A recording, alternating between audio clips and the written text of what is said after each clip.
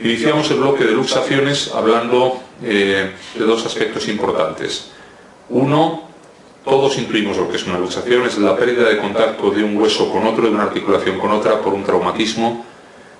Cuando hablamos de luxación es importante tener presente dos factores importantes. Primero, siempre es obligatorio hacer una radiografía para comprobar que se trata de una luxación y no de una luxación o de una fractura, por ejemplo.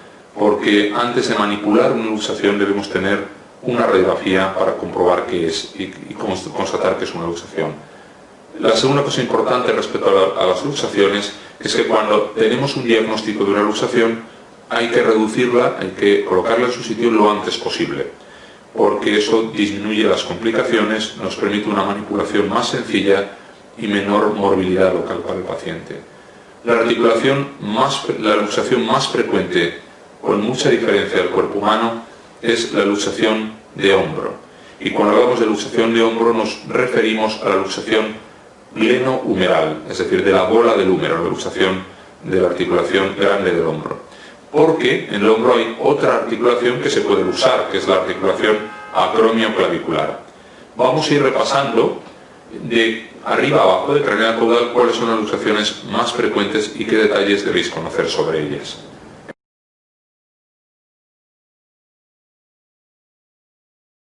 Empezamos por la articulación acromioclavicular.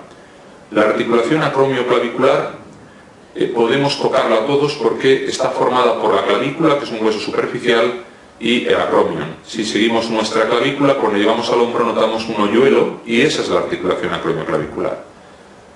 ¿Cómo se producen las lesiones de la articulación acromioclavicular? Generalmente con caídas de bicicleta o de moto en las que el hombro impacta sobre el suelo de manera brusca. Es decir, recibimos un golpe en el que se produce el descenso hacia abajo del hombro y en ese golpe el paciente viene a urgencias diciendo que le duele a punta de dedo una zona del hombro. Cuando viene así tenemos que sospechar que hay una luxación o una lesión, acromioclavicular. Podemos tener tres tipos de lesiones a grandes rasgos, aunque hay otras muchas que no debéis estudiar. La primera lesión que podemos ver es una lesión en la que existe dolor acromioclavicular, pero no hay ninguna deformidad aparente.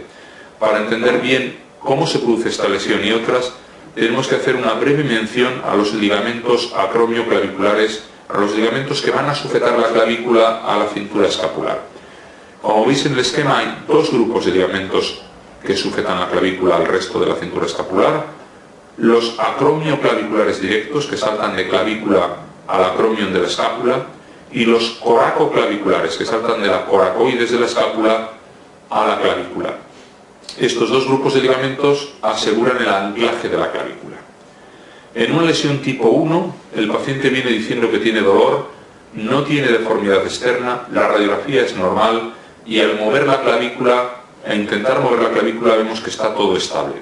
Es lo que conocemos como esguince acromioclavicular, tratamiento conservador, no hay que hacer ninguna cosa especial con ello, analgesia y reposo. Podemos tener una situación distinta, que es lo que llamamos lesión tipo 2, paciente que viene con dolor después de una caída, no hay deformidad, radiografía normal, pero al tocar la clavícula, al apretar la clavícula se hunde hacia abajo, pero no salta hacia arriba. Tenemos que sospechar que si la clavícula se hunde pero no salta, se habrán roto los ligamentos acromioclaviculares, pero no los coracoclaviculares, que la mantienen anclada a la escápula. Tratamiento conservador también, cabestrillo, reposo relativo y a las 2-3 semanas empezar a mover el hombro y hacer rehabilitación. El problema, como estáis intuyendo, viene en el tipo 3. En el tipo 3 tenemos un paciente que viene a urgencias con mucho dolor en la acromioclavicular y con un bulto visible en el hombro. Hacemos una radiografía y la clavícula ha saltado de su sitio. Tenemos que pensar que se han roto los ligamentos acromioclaviculares directos y los coracoclaviculares también, para que la clavícula produzca ese salto hacia arriba y se desancle de la cintura escapular. Recordad el signo de la tecla en esta situación. Cuando bajamos la clavícula y apretamos contra la escápula, la clavícula choca contra la coracoides y suena un clon, como la tecla desafinada de un piano, y eso es indicativo también de una lesión grado 3, de una luxación acromioclavicular verdadera. El tratamiento en el tipo 3, en la luxación acromioclavicular, depende sobre todo de la actividad habitual del paciente. Si el paciente tiene una actividad sedentaria en la que requiere poca fuerza de su hombro o de su cintura escapular, una opción válida es no operarla, tratarla conservadoramente. Quedará un bulto que será menor que en el momento agudo, cuando se vaya la inflamación, no dolerá en un futuro, pero quedará una pequeña merma funcional, una pérdida de fuerza de aproximadamente un 8% del total de la cintura escapular. Y eso es muy importante. Para la mayoría de las profesiones no lo es. ¿Y en qué casos deberíamos intentar operar una luxación acromioclavicular? En profesiones de alta demanda física. Por ejemplo, repositores en almacenes, mozos de almacén que tienen que subir mucho peso a estanterías con los brazos en alto, instaladores de aire acondicionado, electricistas, personas que tienen que trabajar con sus brazos en alto haciendo trabajo, sujetando peso muchas horas. Ahí sí que nos podemos plantear no renunciar a esa pérdida de ese 8% que supone dejar la cintura escapular sin ese anclaje de la clavícula. Y en estos casos, ¿qué hacemos con la cirugía? La cirugía consiste en disminuir ese salto, en quitar ese salto, dejamos que el paciente bajo anestesia tenga la zona relajada, con el dedo sin abrir bajamos la clavícula hasta llegar a nivelarla con la acromion, y con el aparato de rayos, utilizando el aparato de rayos, colocamos dos agujas que sirvan para dejar a nivel el acromion con la clavícula. Cuando ya tenemos eso sujeto, eso sintetizado, lo que hacemos es hacer una pequeña incisión para poder suturar los ligamentos acromioclaviculares y coracoclaviculares. Y aproximadamente a las 5 o 6 semanas, que ya los ligamentos deben estar resistentes otra vez, en consulta quitamos las agujas que las dejamos asomando por la piel para que el paciente pueda empezar a mover su hombro y a hacer rehabilitación. Esto parece muy bonito, ¿y por qué no lo hacemos así en todos los pacientes, independientemente de qué actividad tengan? Porque los resultados son mediocres. Se han utilizado muchas técnicas, anclajes de distintos tipos, pero esos ligamentos tienen una cicatrización mala en muchos casos, no muy resistente. Y hay casos en los que un tiempo después de la cirugía la clavícula vuelve a saltar hacia arriba y eso es descorazonador. De manera que una persona que no necesite ese tipo de actividad, una opción es no operarlos.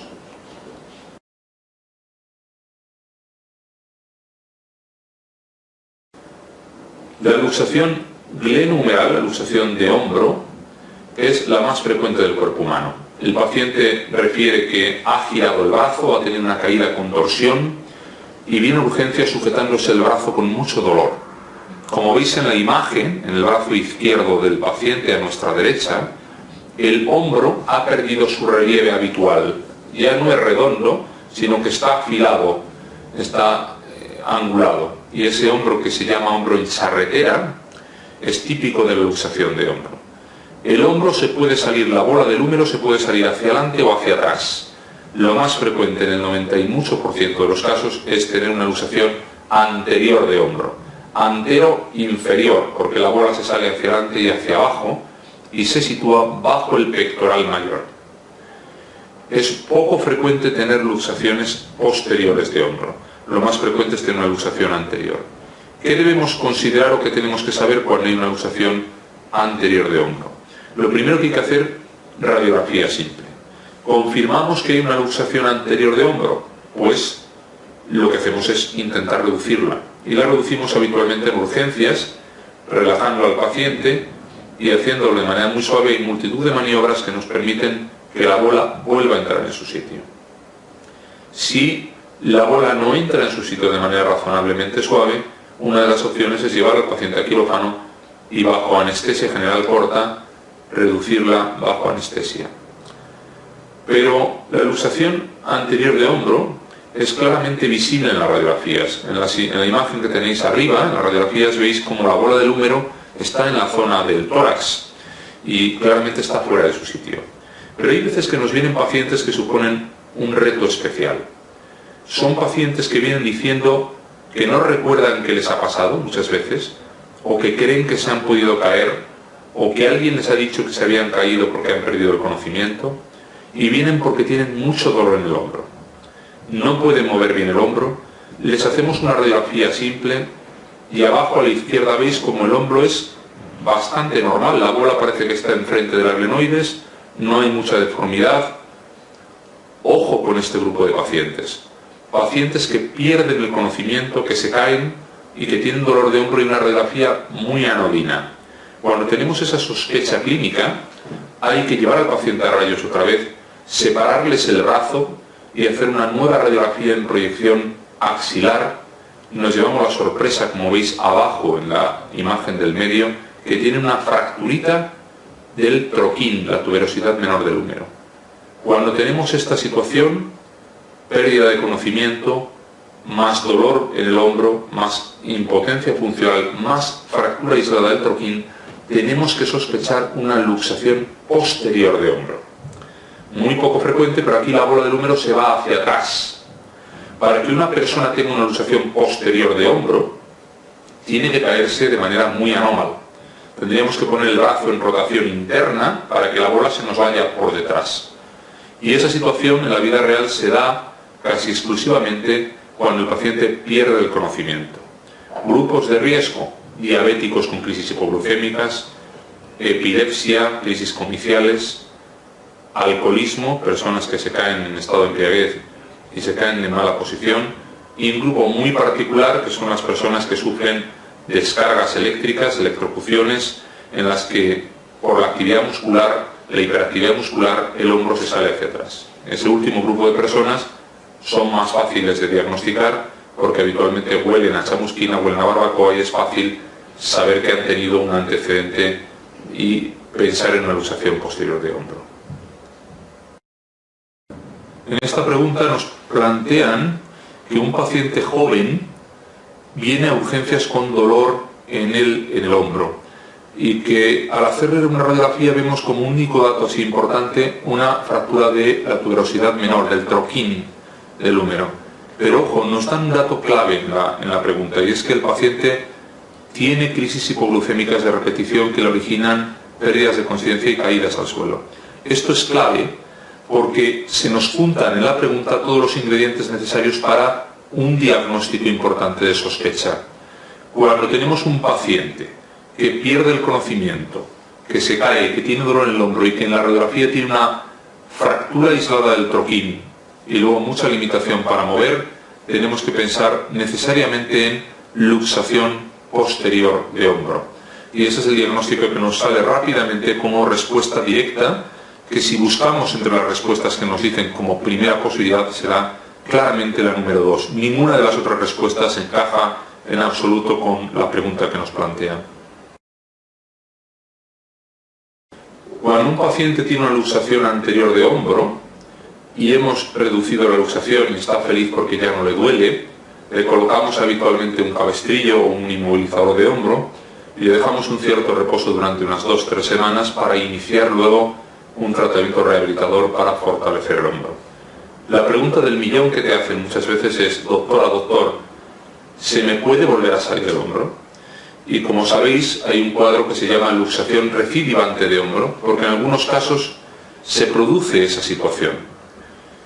Cuando tenemos una luxación recidivante de hombro, tenemos que pensar en la lesión de una estructura que tenéis señalada con una flecha en este montaje anatómico, que es el fibrocartílago anterior del glenoides.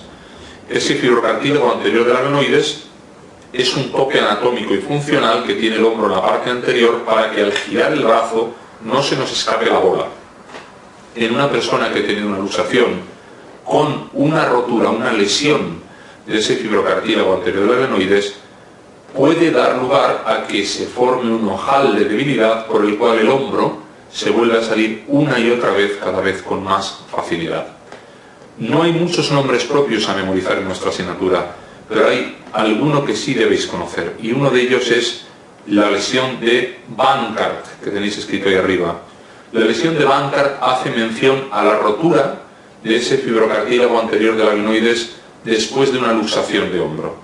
Y esto es lo que predispone a la luxación recidivante. Tenéis que asociar lesión de Bankart en el hombro con luxación recidivante de hombro.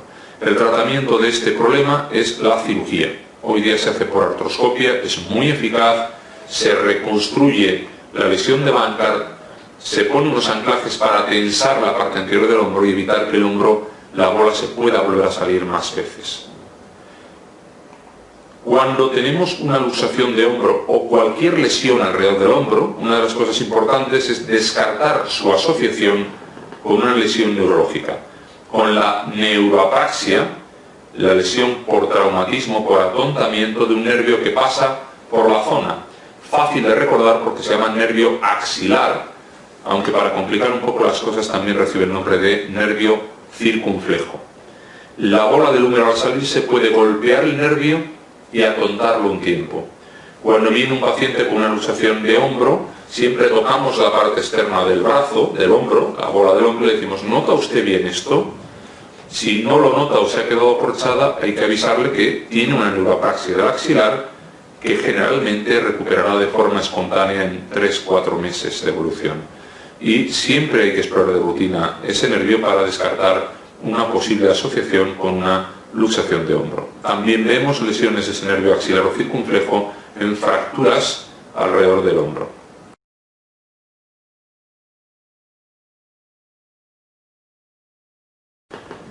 Dejando atrás la lesión, la luxación de hombro, luxación bilanumeral, pasamos a otra luxación que debéis conocer, que es la luxación de cadera.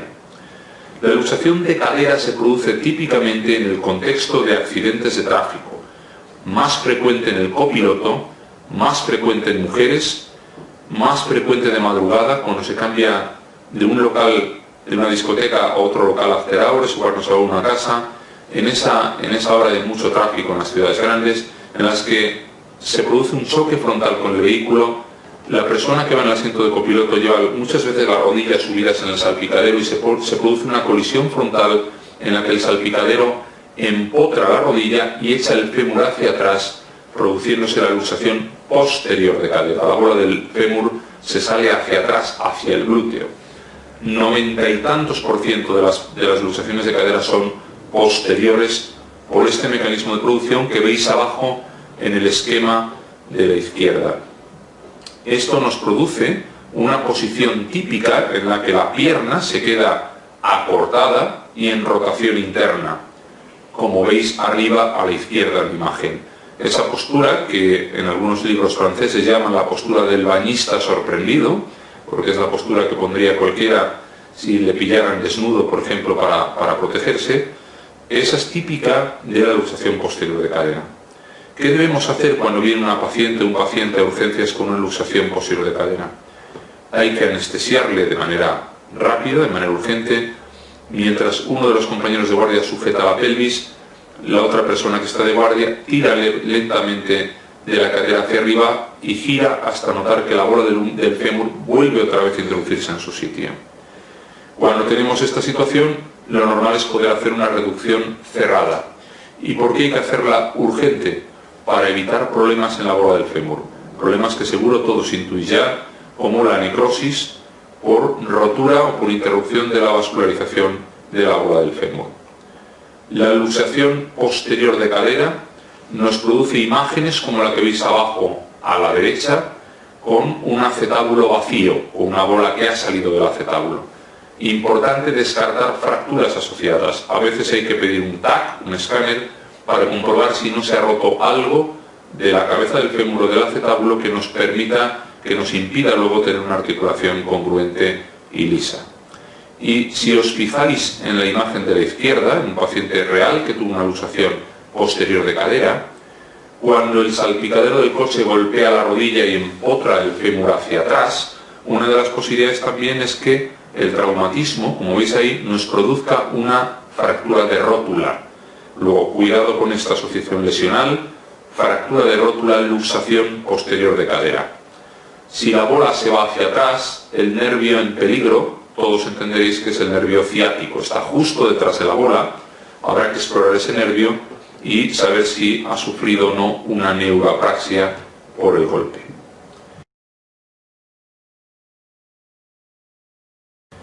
La siguiente luxación que vamos a ver es la luxación de rótula. Dos mensajes muy rápidos sobre ella.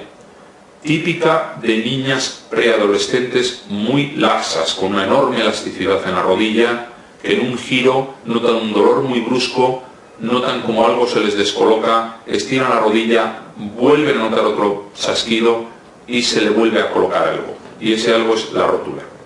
La luxación de rótula, en el momento agudo hay que tratarla con medidas conservadoras, pero hay niñas que pueden tener una luxación recidivante de rótula. El tratamiento de la luxación recidivante de rótula en esas niñas es conservador. Debe basarse en hacer mucho tratamiento rehabilitador para fortalecer la musculatura de la pierna y permitir que el cuádriceps retenga mejor la rótula en su sitio, y el paso de los años también juega a favor. Con el paso de los años muchas de esas niñas pierden elasticidad en su rótula y la rótula ya no va a volver a salirse más. Es excepcional tener que recurrir a la cirugía, salvo en caso de displasias, de anomalías, de deformidades en los cóndilos femorales que hagan que la rótula se escape de manera fácil. No hay que confundir la luxación de rótula con la luxación de rodilla. La luxación de rodilla es un cuadro muy grave, producido habitualmente después de un traumatismo brutal. Nadie se puede luxar una rodilla por una caída al suelo, por una caída en una escalera. Tiene que haber un traumatismo de enorme intensidad, habitualmente accidente de tráfico o una caída desde mucha altura, para que una persona se luxe la rótula, se use la rodilla. Cuando se luxa la rodilla se rompen todas las estructuras de unión entre el fémur y la tibia. Ligamento cruzado anterior, cruzado posterior, tendón popliteo, cápsula articular, inserciones meniscales. Es una lesión muy grave. Pero cuando tenemos una luxación de rodilla, lo que hay que hacer urgentemente, como os podéis imaginar, es ponerlo todo en su sitio lo antes posible. Bajo anestesia general, manipulando muy suave, dejamos la rodilla en su posición y colocamos una férula. No es urgente el tratamiento de las lesiones de la rodilla, de los ligamentos rotos, de las inserciones capsulares rotas. Lo realmente urgente y preocupante cuando hay una luxación de rodilla, que ya acabamos de reducir, es que no haya una lesión vascular asociada. Cuando hay una de estas lesiones, llamamos urgentemente al cirujano vascular. Lo primero que suele hacer es un ecodoppler, y si hay dudas de la viabilidad o de la permeabilidad de la arteria poplitea, hacen una arteriografía. Y lo que nadie queremos ver es lo que veis a la derecha, que es un stop vascular, un freno vascular en la poplitea, porque se ha producido una trombosis en esa arteria. La lesión de la arteria poplitea puede ser inicial en el momento del traumatismo o puede ser diferida tiempo después, al día o a los 2 días de la luxación, porque se forme un desgarro en la íntima arterial y vaya poco a poco obstruyéndose. La lesión de la arteria poplitea en una luxación de rodilla es muy descorazonadora, porque en muchos casos, aun haciendo un bypass muy precoz, el bypass se obstruye y tenemos problemas con el riego distal de la pierna. Tenéis que pensar que de todas las luxaciones de rodilla que vemos, que afortunadamente no es una lesión muy frecuente, aproximadamente la mitad van a presentar una lesión de la poplitea. Y la mitad de esa mitad no va a ser reparable, se va a reparar y se va a volver a obstruir, y en esa cuarta parte de pacientes del total, a los 4, 5, 6 días después de muchos intentos de salvar la pierna va a acabar amputada.